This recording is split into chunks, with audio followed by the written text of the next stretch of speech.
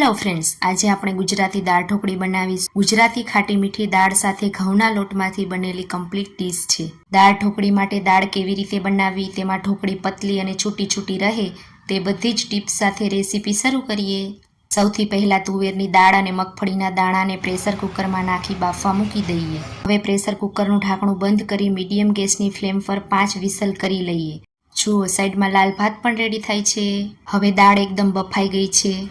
હવે આપણે ઢોકળી બનાવી લઈએ। તો ઢોકળી માટે સૌપ્રથમ ઘઉંનો લોટ લઈ તેમાં હળદર, હિંગ, લાલ મિર્ચ, અજમો, મીઠું, થોડું તેલ નાખી તેને લોટ બાંધી લઈએ। હવે 10 મિનિટ માટે તેને રહેવા દઈએ।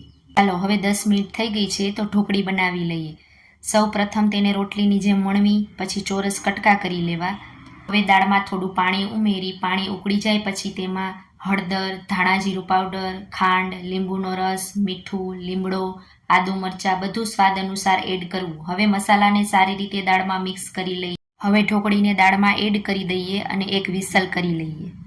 હવે દાળના વઘાર માટે 1 ચમચી તેલ, બાદિયા અને લવિંગના 1 નંગ, રાઈ અને જીરું અડધી ચમચી, 4 થી 5 લીમડાના પાન અને ચપટી હિંગ એડ કરી દઈએ।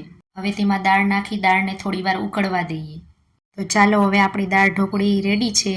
તો બહુ ભૂખ લાગી છે, ચાલો જલ્દી જમી લઈએ। મિત્રો, તમને પણ ગરમા ગરમ દાળ ઢોકળી ખાવાનું મન થયું હોય તો ચાલો ફટાફટ પહોંચી જાઓ। દાળ ઢોકળી સાથે છાશ, વેફર અને ડુંગળી છે। મારી ચેનલને સબસ્ક્રાઈબ પણ કરજો હો।